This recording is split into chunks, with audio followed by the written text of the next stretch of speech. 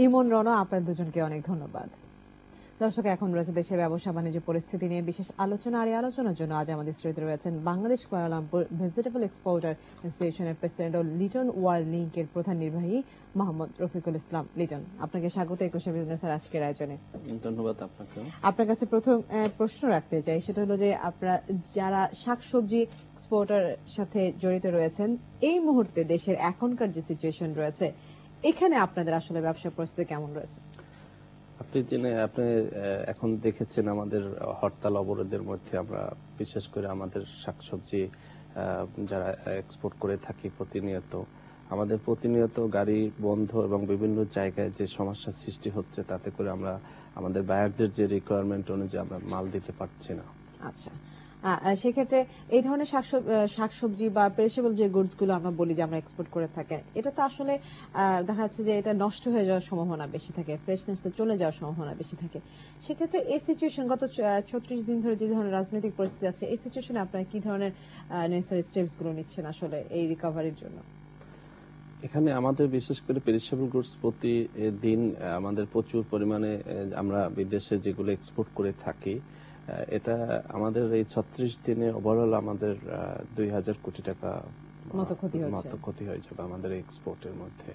আপনি জেনেছেন ইতিপূর্বে আমাদের আলু প্রোডাক্ট হয়েছে, আমরা যেটা বিদেশে প্রতি বছর এক্সপোর্ট করে প্রচুর পরিমাণ ফরেন রেমিটেন্স এনে থাকি। সেখানেও আমাদের ঠাকুরগাঁও, রংপুর, কুড়িগ্রাম, নীলফামারী এদিক থেকে প্রচুর পরিমাণে আলুর গাড়ি আমাদের এখন প্রতিনিয়ত পাঠাবার কথা, কিন্তু আমাদের কোনো গাড়ি আসতেছে না। আমরা এক্সপোর্ট থেকে এখন বঞ্চিত। দেখা যাচ্ছে কিছু পরিমাণ সামান্য, যেমন শতকরা 20% এক্সপোর্ট করতে সক্ষম হচ্ছে না। আচ্ছা, সেক্ষেত্রে আমরা যে পরিমাণ এক্সপোর্ট আসলে আমরা এই সিজন, যারা এখন আমাদের অনেক বেশি শাকসবজি হচ্ছে, আমাদের কৃষক পর্যায় থেকে আমাদের বিভিন্ন ধরনের সিজনের শাকসবজি হচ্ছে, এখন আমরা যে পরিমাণ শাকসবজি আসলে রপ্তানি করার কথা ছিল, আপনি বলছেন সেই ধরনের শাকসবজি রপ্তানি করতে পারছি না, তাহলে এটা আপনাদের লসের খাতায় 2000 কোটি টাকা আপনারা বলছেন যে ক্ষতি হয়েছে। কৃষক পর্যায়ের অবস্থাটা কি? কৃষক পর্যায়ে তাদের প্রোডাকশন সবকিছু তারা এখন তারা ঠিকমতো মালামাল নিয়ে স্থানীয় বাজারে বিক্রি করতে পারছে না, তারা ক্ষতিগ্রস্ত হচ্ছে। তাদের সমস্ত, যেমন মনে করেন আমাদের এখন আমাদের নরসিংদীতে প্রচুর পরিমাণে সিমের ফসল হয়, তো সেখানে আমরা বিদেশে বিশেষ করে বিমান যোগে আমাদের প্রচুর পরিমাণে সিম বিদেশে বাজারে আমরা প্রতিনিয়ত এক্সপোর্ট করে থাকি। সেখানেও আমাদের সিমটা আমাদের রিকোয়ারমেন্ট অনুযায়ী আমরা আনতে পারছি না, রাস্তার হরতাল অবরোধের জন্য আমরা অনেক ক্ষতিগ্রস্ত হচ্ছে সেখানেও। আচ্ছা, সেক্ষেত্রে আপনারা কি কি ধরনের শাকসবজি আপনারা মালয়েশিয়া বলছেন, বিশেষ করে যদি মালয়েশিয়ার কথা জানতে চাই, কি কি ধরনের শাকসবজি মালয়েশিয়া আমাদের এক্সপোর্ট হয়? আমাদের মালয়েশিয়াতে এখন বর্তমানে যাচ্ছে সিম, বেগুন, কাঁচামরিচ, কাঁচা কলা, তারপরে লতি, এই সমস্ত আইটেম যাচ্ছে। আচ্ছা, এছাড়া আমি এই তো শাকসবজির কথা শুনলাম, আর অন্য কি কি ফ্রুটস এর মধ্যে কি কি যায় আমাদের এক্সপোর্ট? ফ্রুটস এর ভিতরে আমাদের এখন প্রচুর পরিমাণে বড়ই, যেটা বাউকুল, সেটা যাচ্ছে। আচ্ছা, আমাদের এখানকার যে বাউকুল বড়ই সেটা যাচ্ছে। এটা যাচ্ছে প্রচুর পরিমাণে। আমরা মালয়েশিয়াতে একটা বড় বাজার, এবং বাংলাদেশের শাকসবজি সাথে সাথে ওখানে আসলে আমি যদি প্রতিদ্বন্দ্বিতার কথা জিজ্ঞেস করি, তাহলে ওখানে কোন কোন দেশের শাকসবজিগুলো আসলে বাংলাদেশের শাকসবজির সাথে প্রতিদ্বন্দ্বী হিসেবে কাজ করছে? আমাদের মালয়েশিয়াতে আপনি যে জানেন যে আমরা থাইল্যান্ডের এবং মালয়েশিয়ার পেনাংয়ে একটা বর্ডার আছে, যেখান থেকে ওরা বাই রোডে প্রচুর পরিমাণে থাইল্যান্ডের পণ্য, কাঁচা মাল, পেরিশেবল করছে, প্রতিনিয়ত আসতেছে গাড়িতে। তো যার জন্য ওদের কস্টিংটাও কম পড়ে, এবং ওই পরিমাণ ওখানে যেটুক চাহিদা আছে, ওরা 50% ওরা এই বাজারটা দখল করে নেয়। থাইল্যান্ড, তারপরে ভিয়েতনাম, এরা। আর এরপরে আমাদের বাংলাদেশের পণ্যের স্থান ওখানে। আমরা প্রচুর পরিমাণে, আপনি জেনে খুশি হবেন, এমন দিন আছে যেদিন আমরা 45 থেকে 48 টন সবজি পর্যন্ত আমরা ওখানে এক্সপোর্ট করে থাকি। আচ্ছা, বিমানে আপনারা এক্সপোর্ট করে থাকেন। আচ্ছা, সেক্ষেত্রে আপনার কাছে যেটা জানতে, আমাদের পণ্যের গুণগত মান আপনারা কিভাবে নির্ধারণ করে থাকেন, যেহেতু এটা এক্সপোর্ট হচ্ছে?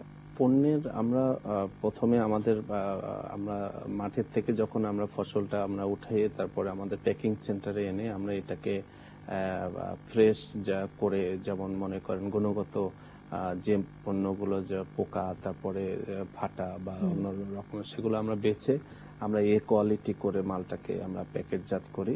এরপরে আমরা বিদেশের বাজারে এটাকে এক্সপোর্ট করে থাকি। আচ্ছা, এখন আপনাদের এক্সপোর্ট করতে যদি আপনারা বিমানে করছেন, তারপরে তো বিভিন্ন ধরনের সমস্যা তৈরি হচ্ছে।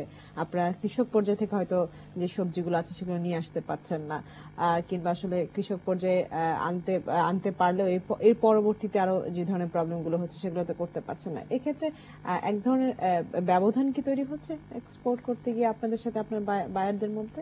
হ্যাঁ, অবশ্যই ব্যবধান তৈরি হচ্ছে। যেমন মনে করেন আমাদের প্রতিদিন আমাদের বায়ারদের যেটা যে আইটেমগুলো চাচ্ছে সেখানে দেখা যাচ্ছে আমরা 8 থেকে 10টি পণ্য যেগুলো রেগুলার এক্সপোর্ট করে থাকি, এর মধ্যে 2-3টা আইটেম আমরা দিতে পারতেছি না। যেমন এখন বাজারে লতির উৎপাদনটা কম, এবং সেক্ষেত্রে আমরা লতিটা বিভিন্ন জায়গা থেকে ম্যানেজ করতে, মানে সামান্য কিছু লতি যেটা এক্সপোর্ট তাদের চাহিদা অনুযায়ী তাদেরকে আমরা দিতে পারতেছি না। সেক্ষেত্রে বায়ারদের সাথে একটু হয়ে যায়, ওটা আমরা পরবর্তীতে আমরা আবার ওই রিকভারি করে নেই আর কি, এর সাথে আলোচনা সাপেক্ষে।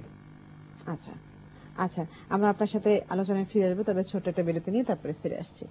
দর্শক, নিচ্ছে একটা বিরতি, ফিরে আসবো একটু পরে, আমাদের সঙ্গে থাকুন।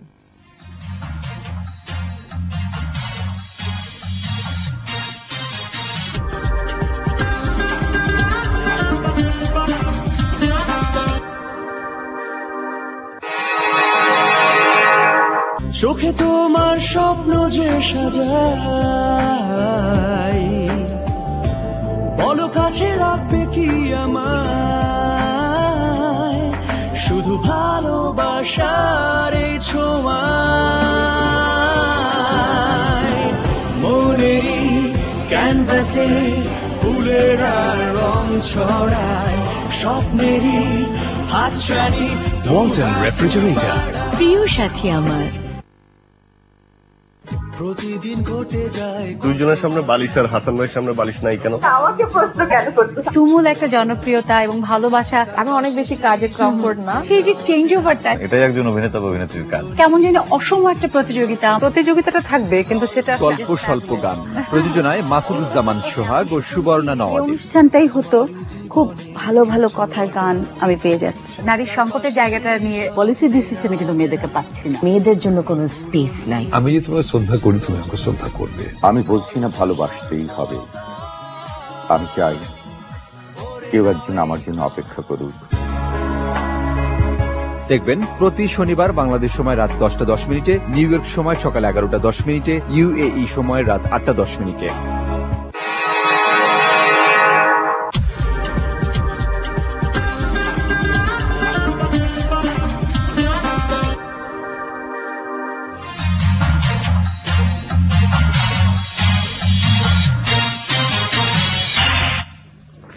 আবারও স্বাগত 21 বিজনেসে। দর্শক, বিরতির আগে দেশের ব্যবসা বাণিজ্য পরিস্থিতি নিয়ে কথা বলছিলাম বাংলাদেশ কুয়ালালামপুর ভেজিটেবল এক্সপোর্ট অ্যাসোসিয়েশনের প্রেসিডেন্ট ও লিটন ওয়ার্ল্ড লিংকের প্রধান নির্বাহী মোহাম্মদ রফিকুল ইসলাম লিটনের সঙ্গে আমরা আবারও ফিরে যাচ্ছি আলোচনায়। আপনার কাছে যেটা জানতে আমরা চাচ্ছিলাম যে মালয়েশিয়াতে আমাদের শাকসবজি যায়, কিন্তু আমরা আর কোন কোন দেশে আসলে শাকসবজি পাঠাচ্ছি, যেটা আসলে আমাদের ওইটার কোয়ান্টিটিটা অনেক বেশি? মালয়েশিয়া ছাড়াও আমরা ইউরোপ কান্ট্রিতে, ইংল্যান্ডে, জেদ্দা, দুবাই, কুয়েত, বাহরাইনে প্রচুর পরিমাণ সবজি পাঠিয়ে থাকি প্রতিনিয়ত। আচ্ছা, সেগুলোর কি কি পণ্য যায় আমাদের এখান থেকে? এই সমপরিমাণ পণ্যই যায়, বিশেষ করে আপনার কাঁচামরিচ, আলু, তারপরে আপনার এই চিম, সিজনাল কাঁকরোল, তারপরে পটল, তারপরে লতি, এই সব আইটেম গুলোই আমরা পাঠিয়ে থাকি বিভিন্ন দেশে। আচ্ছা, সেক্ষেত্রে আপনার কাছে আমি জানতে চাই, আপনি যেহেতু অনেকদিন ধরে এই ব্যবসার সাথে জড়িত রয়েছেন, কি কি সমস্যা আপনার সামনে আসছে বারবার, যে এই ধরনের সমস্যাগুলো না থাকলে হয়তো এক্সপোর্টের বিজনেসটা আরো স্মুথ হতো? এটা তো আপনি জেনে অবশ্যই, আমাদের দেশের হরতাল অবরোধে আমাদের ব্যবসাকে গতিরোধ করে দেয়। আমরা বিদেশে যত সম্ভাবনাময় আরো বেশি এক্সপান্ড করতে চাই, সেক্ষেত্রে আমরা হরতাল অবরোধের জন্যই আমাদের প্রধান একটি বাধাগ্রস্ত হয়ে যায়। এছাড়া পলিসিগত কি সহায়তা আপনাদের প্রয়োজন বলে মনে করেন? পলিসির দিক থেকে আমাদের এখন গভর্নমেন্টের যেটা আমাদের বিশেষ করে বাংলাদেশ ব্যাংকের চ্যাপ্টার করে নিচ্ছে, যেমন মনে করেন একটি এক্সপি যখন আমরা ব্যাংকের থেকে উত্তোলন করি, তখন ওই ব্যাংকের এক্সপি অনুযায়ী আমাদের যে ডলারের একটা থাকে, যেমন আমরা এখন হয়তো 5 টন পণ্য আমি সবজি এক্সপোর্ট করব বিমানে, সেক্ষেত্রে আমাদের দেখা গেছে মার্কেটে আমাদেরকে 3.5 টন মাল আমার রেডি হলো, যে আমরা আর 1.5 টন মাল পাঠাতে পারলাম না। আচ্ছা, ওক্ষেত্রে দেখা যাচ্ছে ওরা বাংলাদেশ ব্যাংকের সফটওয়্যারে তারা ওই পরিমাণ যে পরিমাণে আমি সবজিটা আমি ইএক্সপি উঠিয়েছি ঠিক ওই পরিমাণে এক্সপোর্ট করিয়ে তারপরে টিটি অ্যাডজাস্টমেন্ট করতে হয়। এটা আমরা একটা সমস্যার মধ্যে আছি।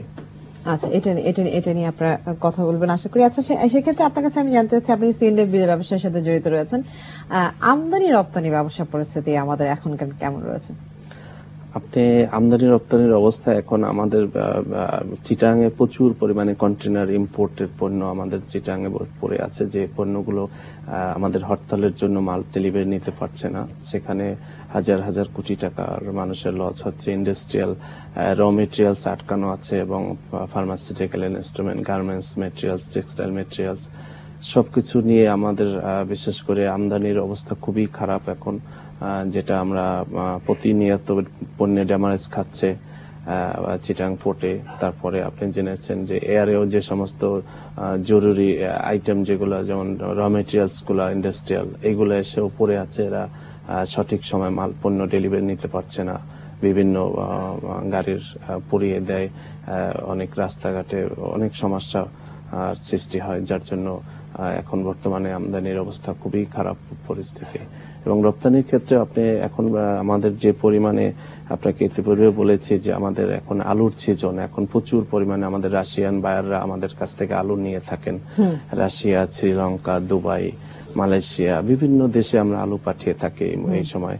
এবং আপনি জেনেছেন যে আলু এখন বর্তমানে আমাদের উত্তরাঞ্চলে প্রচুর পরিমাণে আলু প্রোডাক্ট হয়েছে, যেটা আমরা এক্সপোর্ট করতে সক্ষম বিদেশি বায়ারদের কাছে, কিন্তু আমরা এই হরতাল অবরোধের জন্য আমরা এটা করতে পারছি না। সেখানে আমরা প্রচুর পরিমাণের ফরেন রেমিটেন্স থেকে আমরা লস হয়ে যাচ্ছে।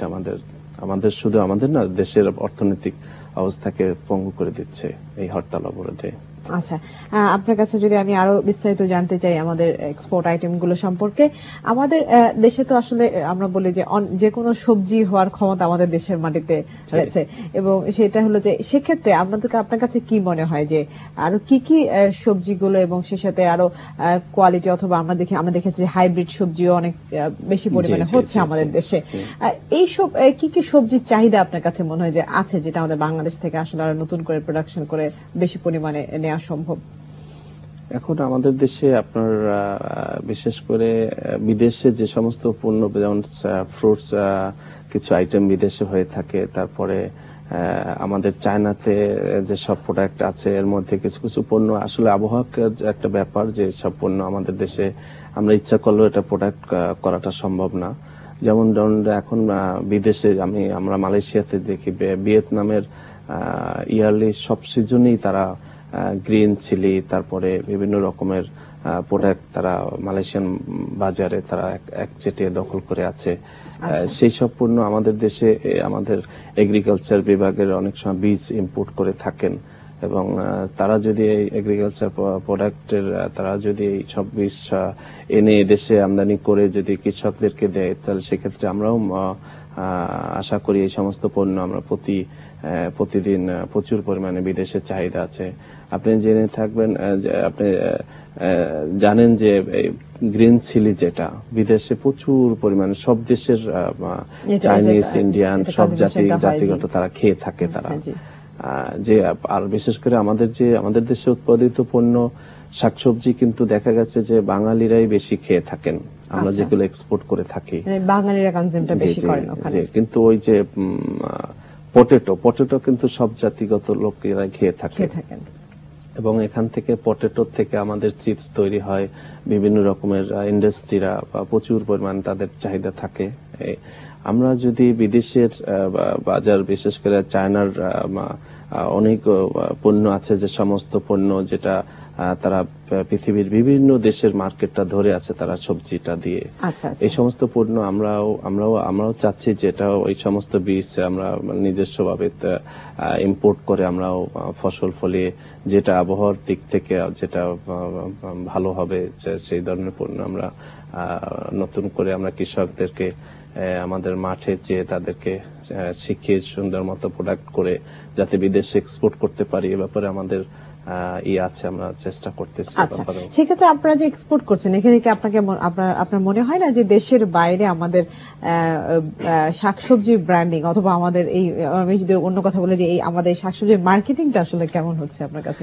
মার্কেটিংটা আপনাকে আমি আবারও বলতে হয়, এই ওখানে আমাদের যে গুণগত কিছু জিনিস থাকে, যেমন একটা হলো কার্টুনটার উপরে বিদেশে যারা চায়নাতে এক্সপোর্ট করে থাকে, আমি চায়নার কথা বারবার বলতেছি কারণ ওরা শুধু একটা কার্টুনের জন্য একটা ইন্ডাস্ট্রি করে তারা শুধু কার্টুন তৈরি করে, এবং সেখানে দেখা গেছে যে আমাদের কিছু পণ্য বিশেষ করে ফিউজন কন্টেনারে আমাদের এক্সপোর্ট করতে হয়।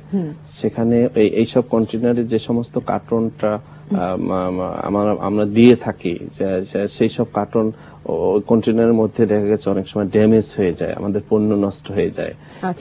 এই গুণগত দিক থেকে চায়নাতে অনেক ভালো। আমরা এখন যদি এই কার্টুনগুলো এক্সপোর্ট বা ইম্পোর্ট করে যদি আমরা আবার পুনরায় এক্সপোর্ট করতে চাই, কস্টিংটা বেড়ে যাচ্ছে, এবং সরকার এই কার্টুনের উপরে ডিউটি ফ্রি করে দিলে আমাদের জন্য অনেকটা উপকার হয়, যাতে করে আমরা ওই সেম মানে কোয়ালিটি করে আমরা মার্কেট যাতে আরো এক্সপ্যান্ড করা একটা সম্ভাবনা থাকে।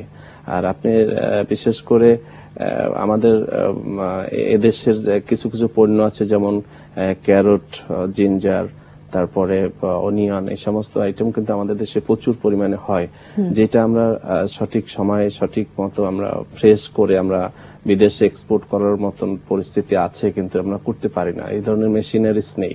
যেমন আমি চায়নাতে সেনডং প্রমিসে গেছি, সেখানে আমি ক্যারট ফ্যাক্টরিতে গেছি, গাজরের ফ্যাক্টরিতে, তারা এটা ওয়াশিং প্লান্ট আছে তাদের, এর পরবর্তীতে প্যাকিং করার জন্য ফ্রেশ করে তারা সুন্দর করে এটাকে প্রসেস করে তারা এইগুলো বিভিন্ন দেশে চাহিদা আছে এই আইটেমটার, গাজরটার। তো আমাদের দেশে আপনি জানেন মানিকগঞ্জে প্রচুর পরিমাণে গাজর হয়ে থাকে প্রতি বছর, এবং সেই গাজরগুলো শুধু স্থানীয় বাজারেই আমরা পেয়ে থাকি, এবং সেটার গুণগত মানটা আমরা স্থানীয়ভাবে যেটা পেয়ে থাকি এটাই আমরা ভোগ করে থাকি। বাট বিদেশে আমরা পণ্যটা এক্সপোর্ট করতে সক্ষম নই, কারণ সে ধরনের টেকনিক্যাল সাপোর্ট নেই বিধায়। আচ্ছা, আপনাকে অসংখ্য ধন্যবাদ 21 বিজনেসের আজকের আয়োজনে আসার জন্য। ধন্যবাদ। দর্শক, এতক্ষণ দেশে ব্যবসা বাণিজ্য পরিস্থিতির নানা দিক নিয়ে কথা বলছেন বাংলাদেশ কুয়ালালামপুর ভেজিটেবল এক্সপোর্ট অ্যাসোসিয়েশনের প্রেসিডেন্ট ও লিটন ওয়ার্ল্ড লিংকের প্রধান নির্বাহী মোহাম্মদ রফিকুল ইসলাম লিটন। এবার নিচ্ছে আরো একটা বিরতি, আর এটা আবারও ফিরে আসবে 21 বিজনেসে। তখন থাকবে শেয়ার বাজার, দেশ বিদেশের ব্যবসা বাণিজ্যের নানা খবরাখবর। আমাদের সঙ্গে থাকুন।